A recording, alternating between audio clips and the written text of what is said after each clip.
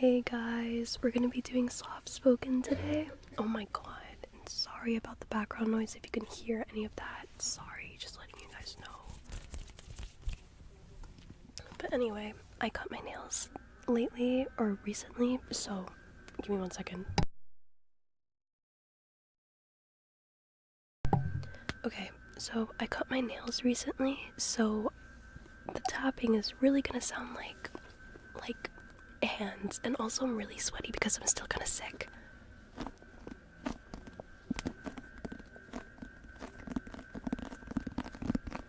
I don't know if my chat is dead today, but we're gonna find out.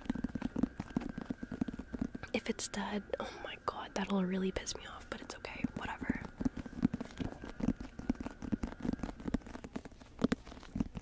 So today, oh my god, sorry for the background coughs, my mom and I are really fucking sick. But anyway, so today we're going to be reading some Grimm's complete fairy tales.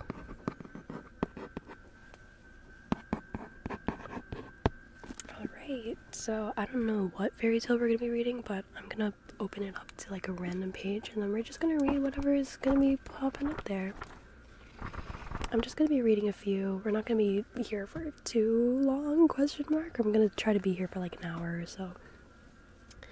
But I actually have not read all of the stories on here, so, you know, we'll probably find something pretty interesting. So, let's see. Let me open up to a random page. I think here sounds good.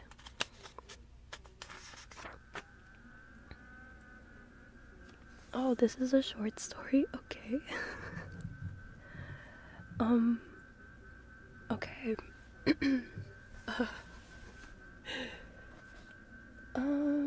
Let me skim through this one real quick.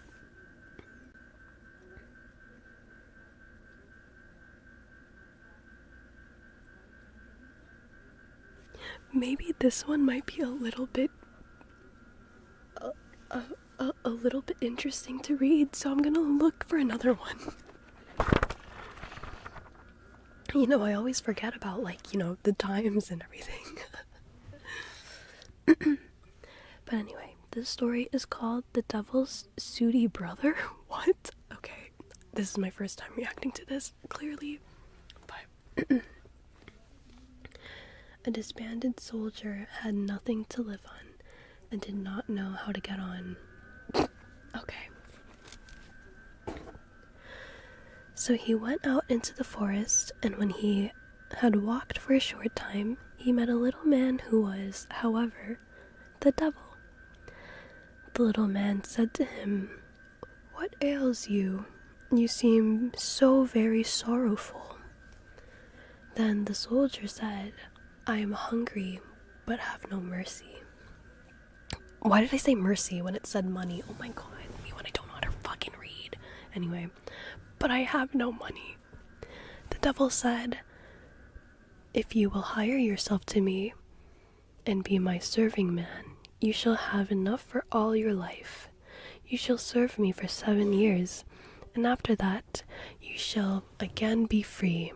But one thing I must tell you, and that is, you must not wash, comb, or trim yourself, or cut your hair or nails, or wipe the water from your eyes." Damn, that sounds crazy. The soldier said, "All right, if there is no help for it," and went off with the little man, who straightway led him down into hell, then told him what he had to do. He was to poke the fire under the kettles wherein the hell broth was stewing, keep the house clean, drive all the sweepings behind the doors, and see that everything was in order. But if he once peeped into the kettles, it would go ill with him. The soldier said, "Good, I will take care. And then the old devil went out again on his wanderings, and the soldier... Oh my god, I'm like losing my praise. Oh my god, hey bumbling bear, what's good? And the soldier entered upon his new duties, made the fire, and swept the dirt well behind the doors, just as he had been bidden. When the old devil came back again, he looked to see if he had been done, appeared satisfied, and went forth a second time. I'm not gonna lie, I don't like this devil's deal. Like he said he's gonna like feed you all your life if you serve him for 7 years, but you're not allowed to fucking groom yourself. Like, you can't wash or bathe yourself. That's insane. That's literally crazy. Oh my god. Like, sorry, not me. Like, I literally cannot stand not having a shower for a day. Sorry. But anyway, the soldier now took a good look on every side. The kettles were standing all round hell with a mighty fire below them, and inside they were boiling and sputtering.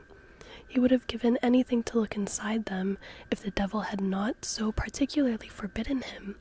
At last he could no longer restrain himself, slightly raised the lid of the first kettle and peeped in, and there he saw his formal corporal shut in. "Aha, old bird," said he. "Do I meet you here? You once had me in your power, and now I have you." He quickly let the lid fall, poked the fire, and added a fresh log. After that he went to the second kettle, raised its lid and also a little, and peeped in. His former ensign?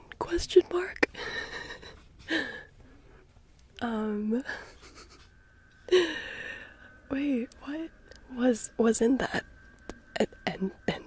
Ensign? I don't know how to pronounce that. I'm not gonna lie. I've only ever read the word, but I never actually said it out loud. Wait, what the hell?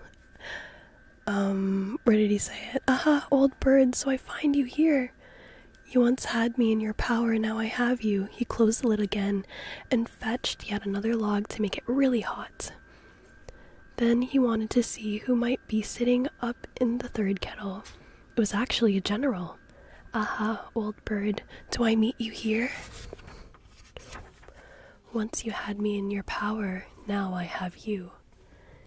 And he fetched the bellows and made hellfire blaze right under him. So he did his work 7 years in hell, did not wash, comb, or trim himself, or cut his hair or nails, or wash the water out of his eyes. Damn. And the 7 years seemed so short to him that he thought he had only been half a year. That's crazy.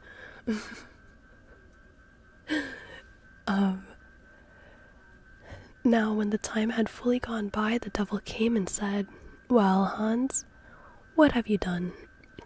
"I poked the fire under the kettles, and I have swept all the dirt well behind the doors." "But you have peeped into the kettles as well. It is lucky for you that you have added fresh logs to them, or else your life would have been forfeited. Now that your time is up, will you go home again?" "Yes," said the soldier.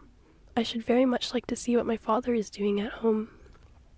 The devil said, In order that you may receive the wages you have earned, go and fill your knapsack full of the sweepings and take it home with you." Oh my god, my throat. Fuck. I shouldn't be swearing in ASMR. This is supposed to be relaxing. Anyway. Oh shit. Sorry, I keep bumping into the mic. Where am I? Oh my god, I keep losing my place. Okay. "You must also go unwashed and uncombed, with long hair on your head and beard, and with uncut nails and dim eyes. And when you are asked where you are from, you must say, 'From hell.' And when you are asked who you are to say, 'The devil's sooty brother, and my king as well.'" What? The soldier held his peace, and did as the devil bade him, but he was not at all satisfied with his wages. Then as soon as he was up in the forest again, he took his knapsack from his back,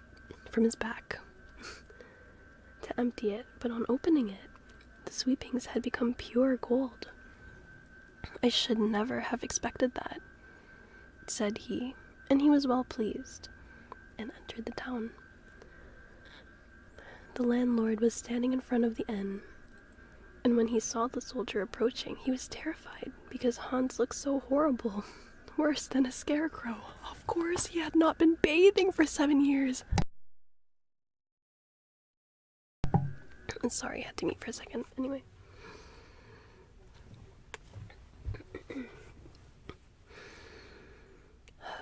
Let's see. He called to him and asked, "Where do you come from?" "From hell." "Who are you?" "The devil's sooty brother, and my king as well." Then the host would not let him enter, but when Hans showed him the gold, he came and unlatched the door himself. Hans then ordered the best room in attendance, ate and drank his fill, but neither washed nor combed himself, as the devil had bidden him. Oh my god, sorry for my mom coughing in the background. We were both sick. We were both very heavily sick.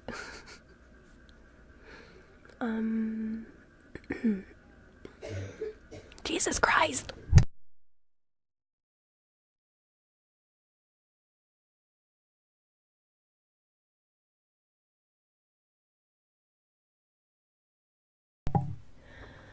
Alright.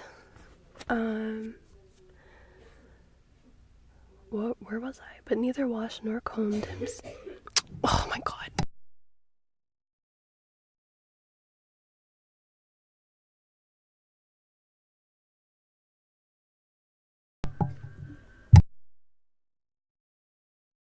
Literally every time I unmute, someone's gonna be coughing again. Holy shit.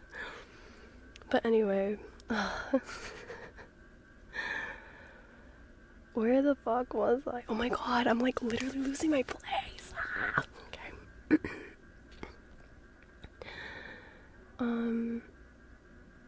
But neither washed nor combed himself, as the devil had bidden him, and at last lay down to sleep. But the knapsack full of gold remained before the eyes of the landlord, and left him no peace. And during the night he crept in and stole it away. Oh my god.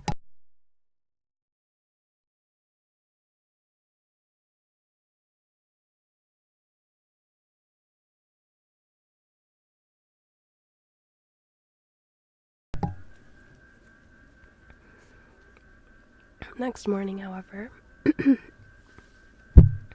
when Hans got up and wanted to pay the landlord and travel further, his knapsack was gone.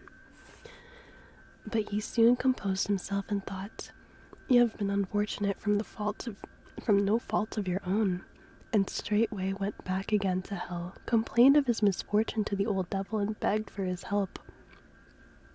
The devil said, "Seat yourself.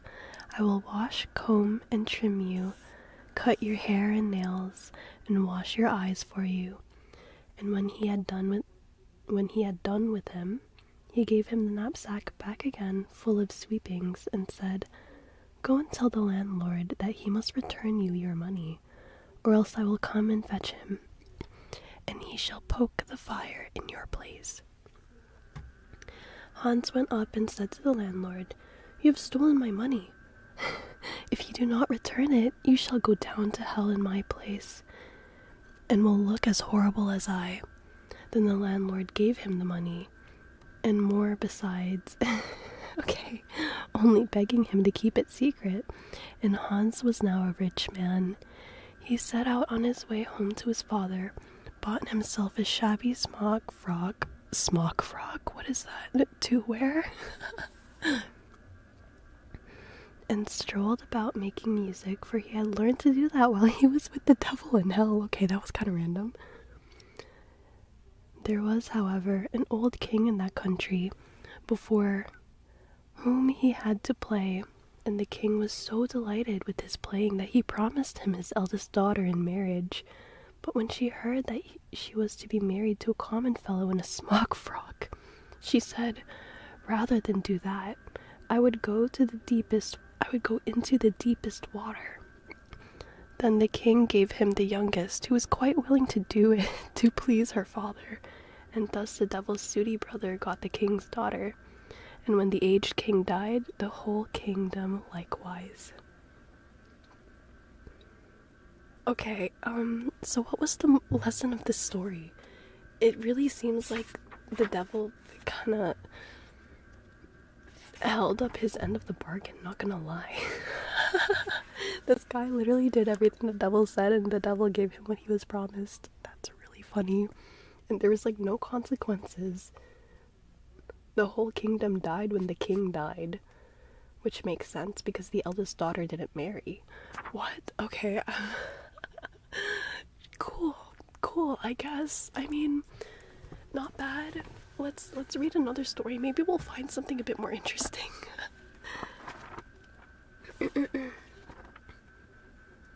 Oh my god, wait, there's two really short ones here. One is called The Fox and His Cousin, and the other is called The Fox and the Cat. So I guess we can read both of those and compare it, maybe, question mark? Alright.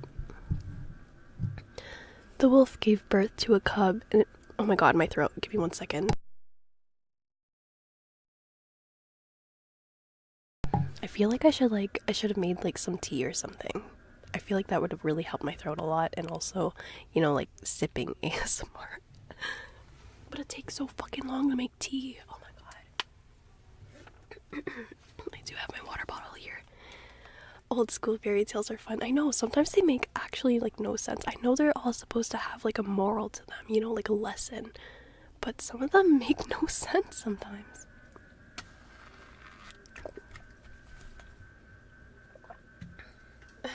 Like, this guy literally held up his end of the bargain. So, and he got what he wanted. So funny. Alright. This next story is called The Fox and His Cousin. Oof. The wolf gave birth to a cub and invited the fox to be a godfather. "After all, he is a near relative of ours," said she. "He has a good understanding and much talent. He can instruct my little son and help him forward in the world." The fox, too, appeared quite honest and said, "Dear cousin, I thank you for the honor which you are doing me. I will, however, conduct myself in such a way that you shall be repaid for it." He enjoyed himself at the feast and made merry. Afterwards he said, "Dear cousin wolf, it is our duty to take care of the child. It must have good food that it may be strong. I know a farm from which we might fetch a nice morsel." I should search up what a smock drop, like what is it, like smock frock is. I'm still thinking about it from the last story, but anyway. The wolf was pleased with the ditty, and she went out with the fox to the farmyard. He pointed out the barn from afar and said, Jesus Christ. That's not what he said. He pointed out to the barn from afar. Oh my god! He pointed out to the barn from afar and said, "You will be able to creep in there without being seen, and in the meantime, I will look..." Oh my god.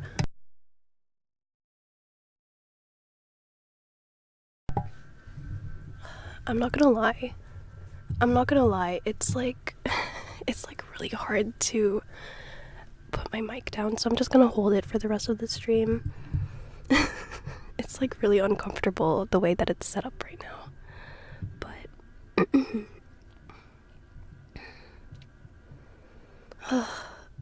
you will be able to creep in there without being seen, and in the meantime I will look about on the other side to see if I can pick up chicken. Sure, you go do that. He, however, did not go there, but sat down at the entrance to the forest, stretched his legs, and rested. Damn. The wolf crept into the stable. A dog was lying there, and it made such a noise that the peasants came running out, caught Cousin Wolf, and poured a strong burning mixture which had been prepared for washing over her skin. Okay. I'm like looking at this and I'm like, okay, sure. At last she escaped and dragged herself outside. There lay the fox, who pretended to be full of complaints and said, "Ah, dear Cousin Wolf, how ill I have fared. The peasants have fallen on me and have broken every limb I have. If you do not want me to lie where I am and perish, you must carry me away." The wolf herself was only able to go away slowly, but she was in such concern about the fox that she took him on her back and slowly carried him perfectly safe and sound to her house. Then the fox cried to her, "Farewell, dear cousin. May the roasting you have had do you good," laughed heartily at her, and bounded off. Oh my god! What the hell? The fox is such a little bitch. What the fuck? Oh my god. What the hell? This fox is a little bitch. Literally just tricked this wolf for no reason. It's just like, you got burned by the peasants, tee. Meanwhile, I'm here doing nothing except for feigning illness. Oh my god. What a little bitch. Jesus Christ. Okay. The next one is the fox and the cat. Now, both of these creatures are quite sly, so I'm excited to know which one is gonna get the upper hand this time. It happened that the cat met the fox in a forest, and as she thought to herself, "He is clever and full of experience and much esteemed in the world," she spoke to him in a friendly way. Good day, dear Mr. Fox. How are you? How is all with you? How are you getting through this dear season?" The fox, full of all kinds of arrogance, looked at the cat from head to foot, and for a long time did not know whether he would give any answer or not. At last he said, "Oh, you wretched whisker cleaner, you piebald fool, you hungry mouse hunter, what can you be thinking of? Do you venture to ask how I am getting on?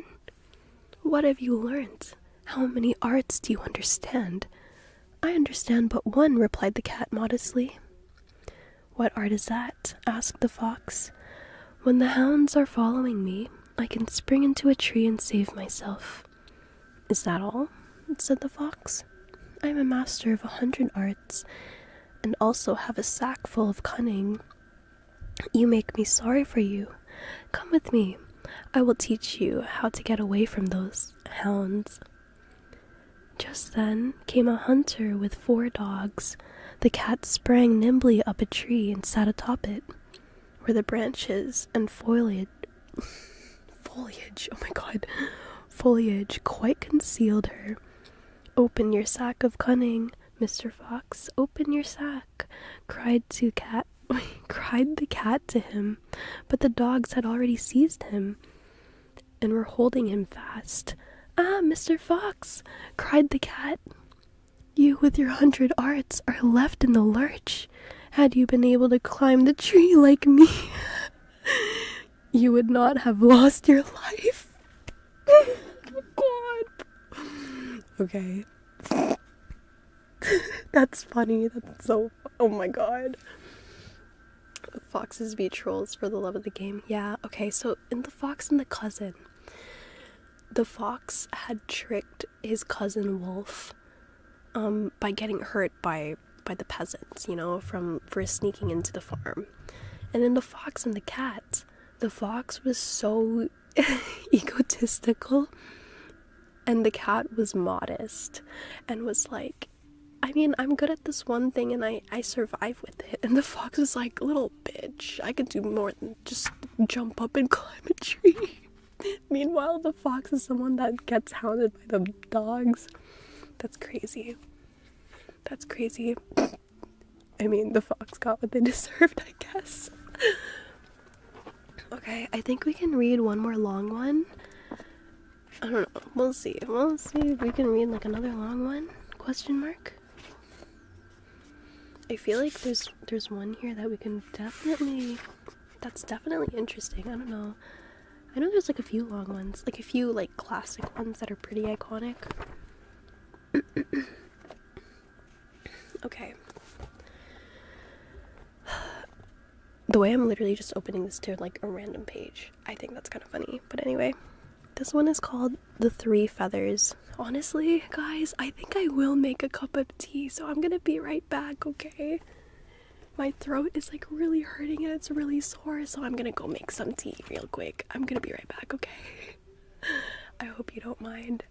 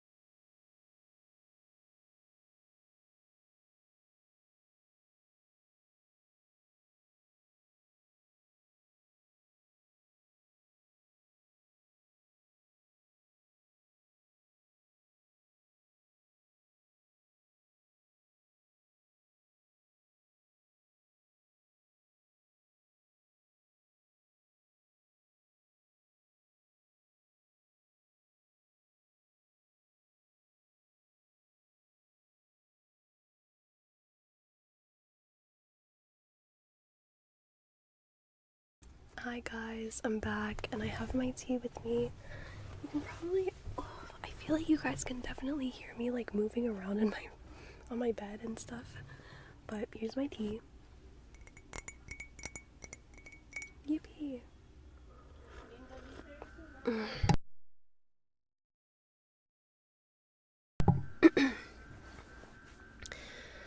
But anyway, let's continue on. So this story is called, Jesus Christ. This story is called The Three Feathers. Which, yeah, I just opened this to random page. Yippee. There was once upon a time a king who had 3 sons, of whom 2 were clever and wise, but the third did not speak much and was simple, and was called the simpleton. Okay. When the king had become old and weak, and was thinking of his end, he did not know which of his sons should inherit the kingdom after him. Oh, I see.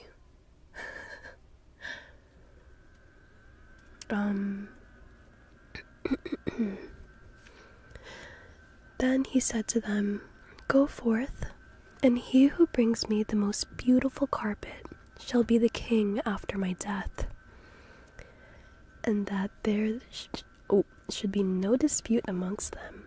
He took them outside his castle, blew 3 feathers in the air, and said, "You shall go as they fly."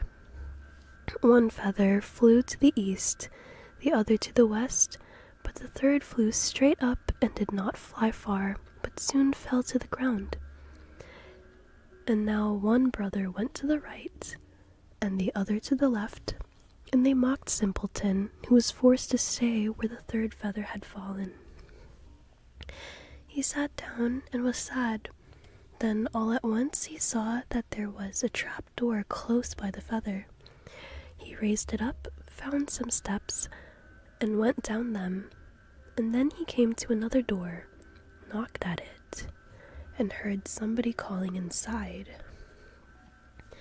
Little green maiden small, hopping here and there, hop to the door, and quickly see who is there.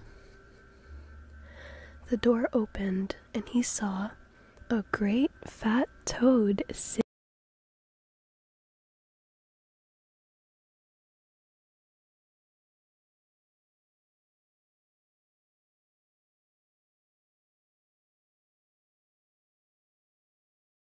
Oh my god. I didn't realize that I was muted still. Okay. So, I don't know how much, if you guys have even heard any of that at all. But I was saying that I got my tea. And then I'm going to start reading the story, the 3 feathers.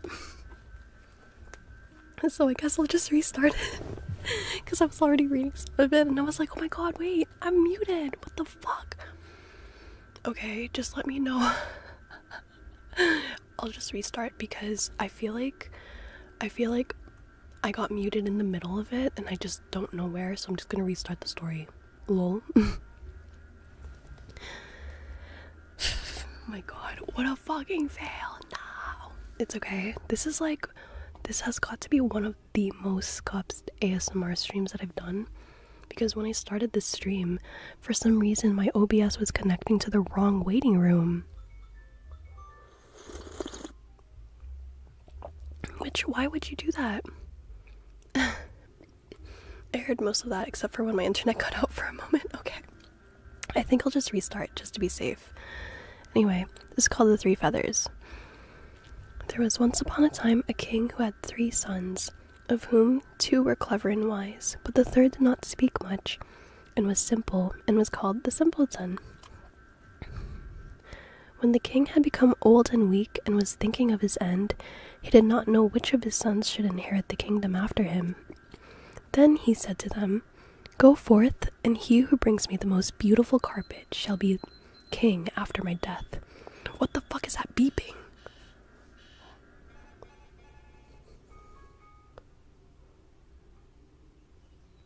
What is that beeping?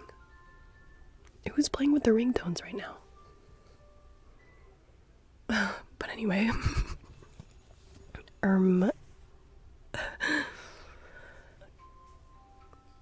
Jesus Christ, that's so fucking annoying.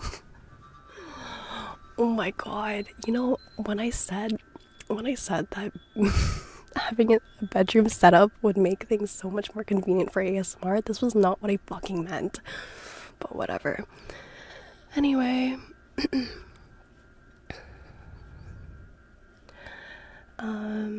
And that there should be no dispute amongst them, he took them outside his castle, blew 3 feathers in the air, and said, "You shall go as they fly."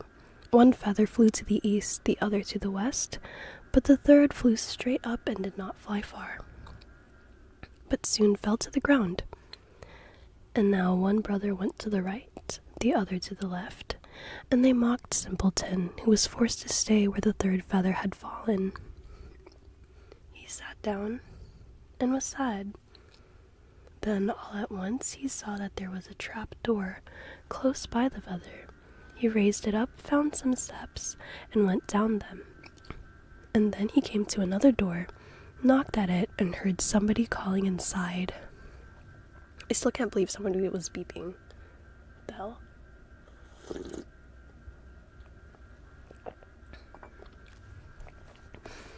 Little green maiden small, hopping here and there, up to the door and quickly see who is there. The door opened and he saw a great fat toad sitting round about her, a crowd of little toads.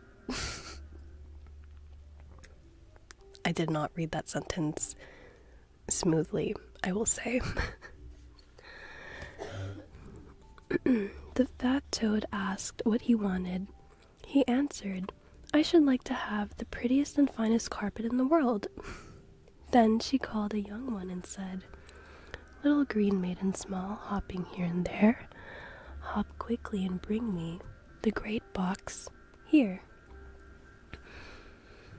The young toad brought the box, and the fat toad opened it and gave Simpleton a carpet out of it, so beautiful and so fine that on the earth above none could have been woven like it.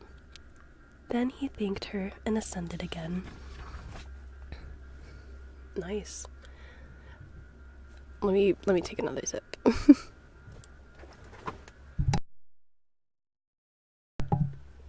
My god, my throat, man. It's like destroying my throat even more.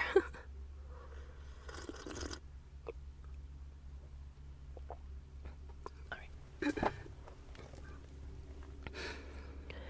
The two others had, however, looked on their youngest brother as so stupid that they believed he would find and bring nothing at all. "Why should we give ourselves a great deal of trouble to search?" said they, and got some coarse handkerchiefs from the first shepherd's wives, whom they met, and carried them home to the king. At the same time, Simpleton also came back and brought his beautiful carpet, and when the king saw it, he was astonished and said, "If justice be done, the kingdom belongs to the youngest." But the two others let their father have no peace, and it was impossible that Simpleton, who lacked understanding in everything, should be king, and entreated him to make a new agreement with them. Then the father said, "He who brings me the most beautiful ring shall inherit the kingdom," and led the three brothers out, and blew into the air 3 feathers, which they were to follow. Those of the two eldest again went east and west, and Simpleton's feather flew straight up and fell down near the door into the earth. Then he went down again to the fat toad and told her that he wanted the most beautiful ring. I wonder what the most beautiful ring is.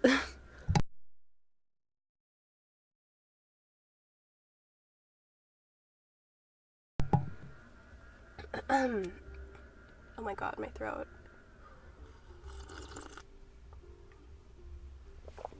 How am I gonna do karaoke at this rate? Okay.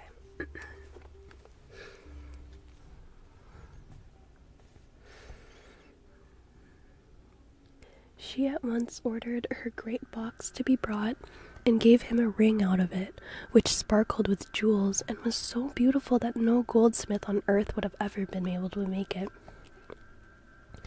The two eldest laughed at Simpleton for going to sneak a golden ring. They gave themselves no trouble, but knocked the nails out of an old ring from the harness of a carriage horse, and took it to the king. But when Simpleton produced his golden ring, his father said, "The kingdom belongs to him." The two eldest did not cease from tormenting the king until he made a third condition and declared that the one who brought the most beautiful woman home should have the kingdom. Oh my god. woman. He again blew 3 feathers into the air, and they flew as before. Then Simpleton, without more ado, went down to the fat toad and said, "I am to take home the most beautiful woman." "Oh," answered the toad, "the most beautiful woman? She is not at hand at the moment, but you still, wait, what? Oh my god, but still you shall have her." "Sure." Okay, sorry, let me read that again because that was like really dog shit. "Oh," answered the toad, "the most beautiful woman. She is not at hand at the moment, but still you shall have her." She gave him a yellow turnip which had been hollowed out, to which 6 mice were harnessed. Okay, interesting. 1 second. Sorry, I had to like clear my throat again. Oh my god.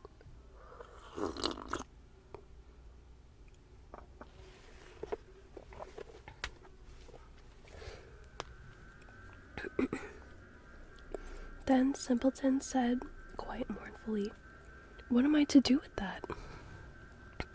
The toad answered, "Just put one of my tiny little just put one of my little toads into it." Then he seized one at random out of the circle and put her into the yellow coach. But hardly was she seated inside it than she turned into a wonderfully beautiful maiden, and the turnip into a coach, and the 6 mice into horses. Oh my god, that's crazy. So he kissed her and drove off quickly with the horses and took her to the king. His brothers came afterwards. They had given themselves no trouble at all to seek beautiful girls, but had brought with them the first peasant woman they chanced to meet. When the king saw them, he said, "After my death, the kingdom belongs to my youngest son." But the 2 eldest deafened the king's ears with their clamor.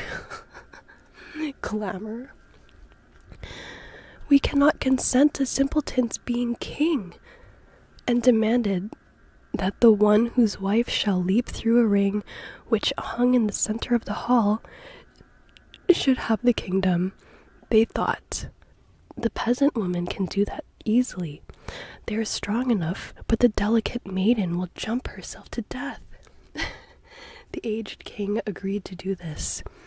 Then the 2 peasant women jumped through the ring, but they were so stout that they fell, and their coarse arms and legs broke in 2.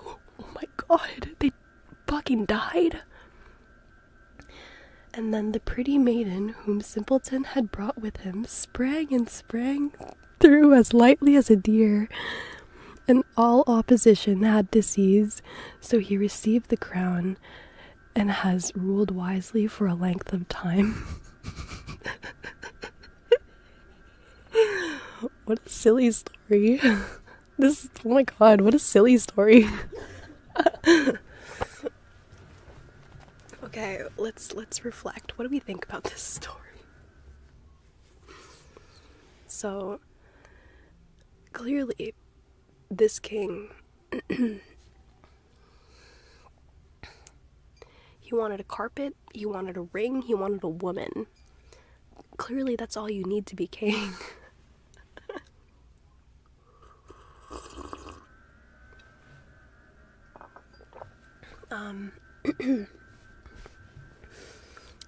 I mean, how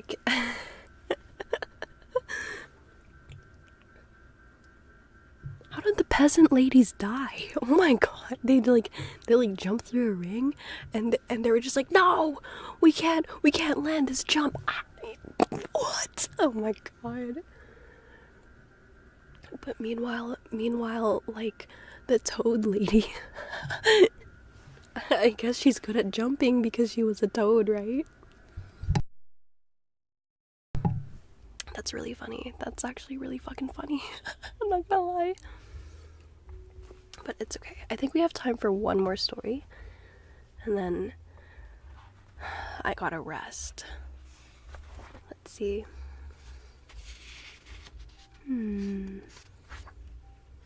Should we read a long one again? Okay. This one is called The Riddle.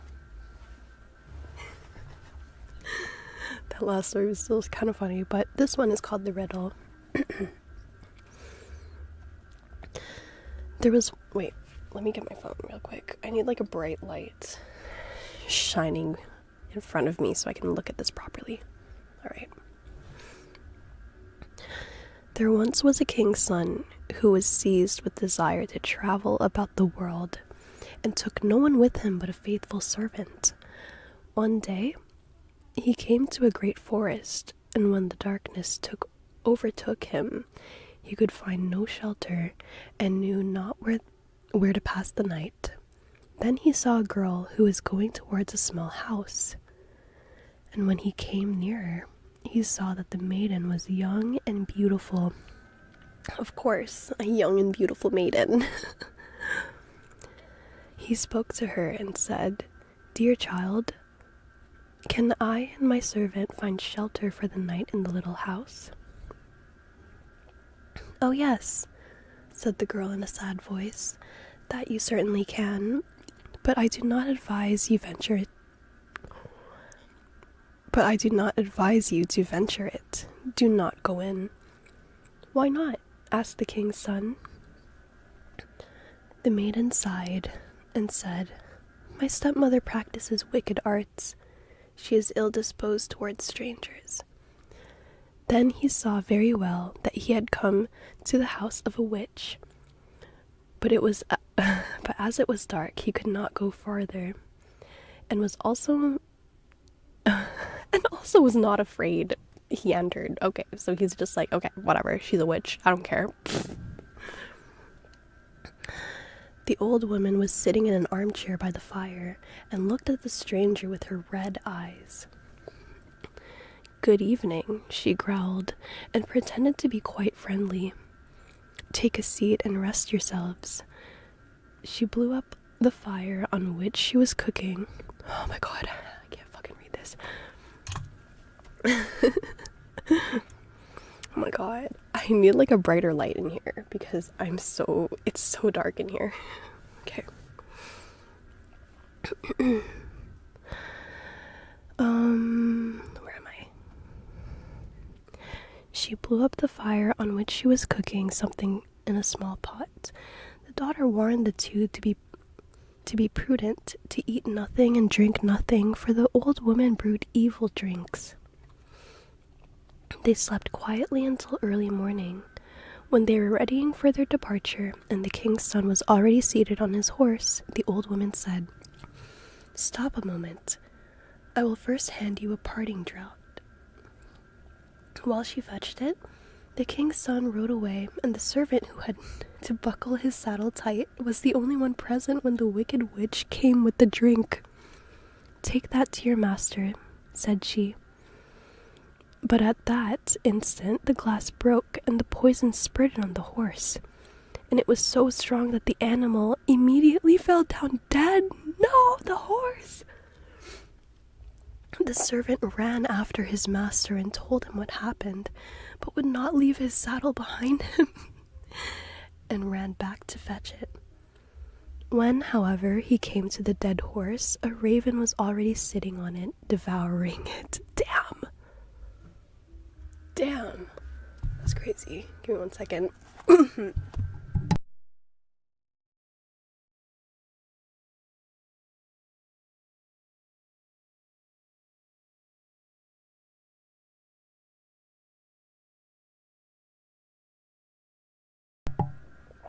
Oh my god. Sorry, that cough was fucking crazy. It was wild. It was like an exorcism. Anyway. Wait, why am I oh, here. I lost the story because I had to close the book immediately because I was like gonna die.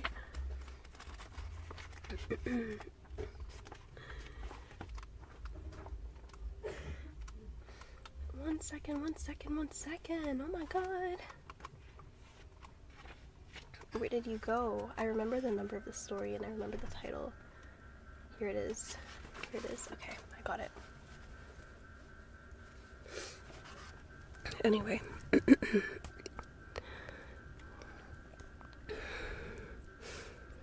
Who knows whether we shall find anything better today, said the servant. So he killed the raven and took it with him. And now they journeyed onwards into the forest the whole day, but could not get out of it. By nightfall, they found an inn and entered it. The servant gave the raven to the innkeeper to make ready for supper. They had, however, stumbled upon a den of murderers. Oh my god. And during the darkness, 12 of these came, intending to kill the strangers and rob them.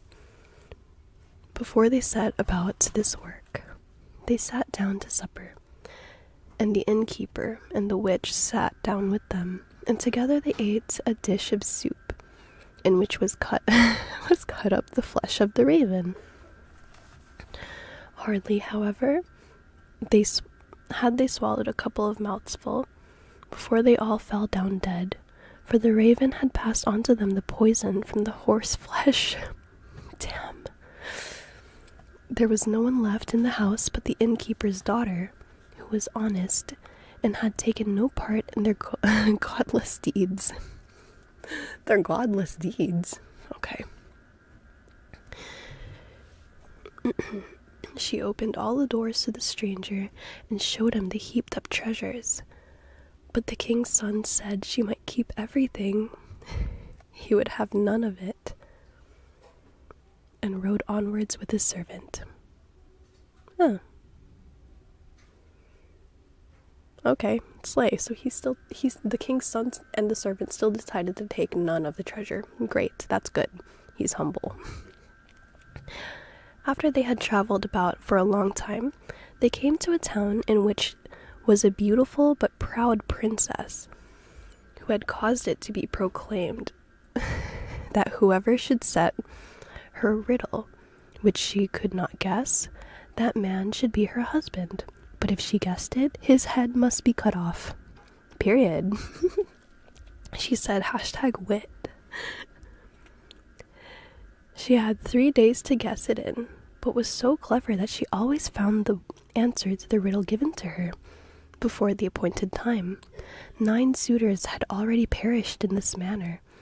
When the king's son arrived, and blinded by her great beauty, was willing to stake his life for it. Then he went to her and laid his riddle before her. "What is this?" said he. "One slew none, and yet slew 12.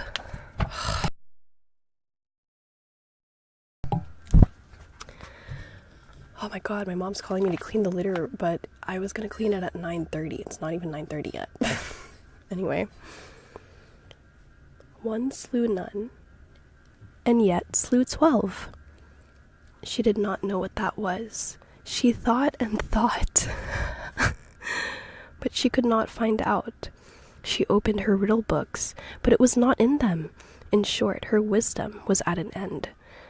As she did not know how to help herself, she ordered her maid to creep into the Lord's sleeping chamber and listen to his dreams, and thought that he would perhaps speak in his sleep and discover the riddle.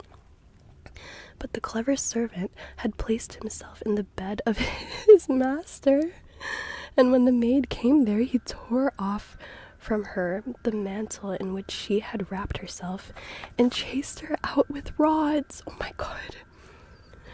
The second night, the king's daughter sent her maiden-waiting, who was to see if she could succeed better in listening, but the servant took her mantle also away from her, and hunted her out with rods. Yup. Oh my god, I hear a vacuum. Are you kidding me? This story is literally almost fucking done. Are you kidding me? Why does everyone want to be loud now, when it's like so late? Okay. Now the master believed himself safe for the third night, and laid down in his own bed. Then came the princess herself, and she had put on a misty grey mantle, and she seated herself near him. And when she thought that he was asleep and dreaming, She spoke to him and hoped that he would answer in his sleep, as many do. But he was awake and understood and heard everything quite well. Then she asked, "One slew none. What is that?" He replied, "A raven, which ate of a dead and poisoned horse and died of it." She inquired further, "And yet slew 12. What is that?" He answered, "That means 12 murderers who ate the raven and died of it." When she knew the answer to the riddle, she wanted to steal away, but he held her mantle so fast that she was forced to leave it behind. Next morning, the king's daughter announced that she had guessed the riddle and sent for 12 judges and expounded it before them. But the youth begged for a hearing and said, "She stole into my room in the night and questioned me. Otherwise, she could not have discovered it." The judges said, "Bring us proof of this."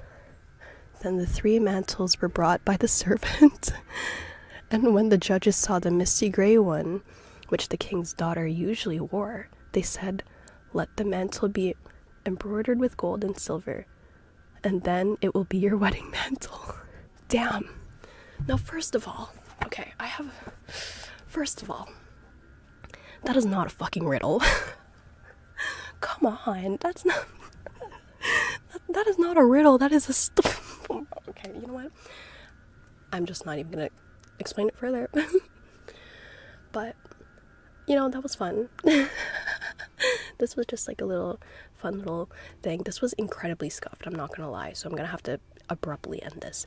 But I will see you guys again next week with another ASMR, and hopefully it'll actually be on a Saturday, because for some reason I'm just never able to stream on the days that I want to. Oh my god. But it's okay, don't worry. I just wanted to get a little ASMR one in. But yeah, I'm still kind of sick, so I'm kind of recovering. But yeah, it was fun, and I had a great time despite all the scuff and all the frustrating background noise. Hopefully next time there's not as much background noise, but yeah. Anyway, see you guys again tomorrow, because tomorrow is Tuesday and I have streamed this late and there's a vacuum. Sorry about that. Bye.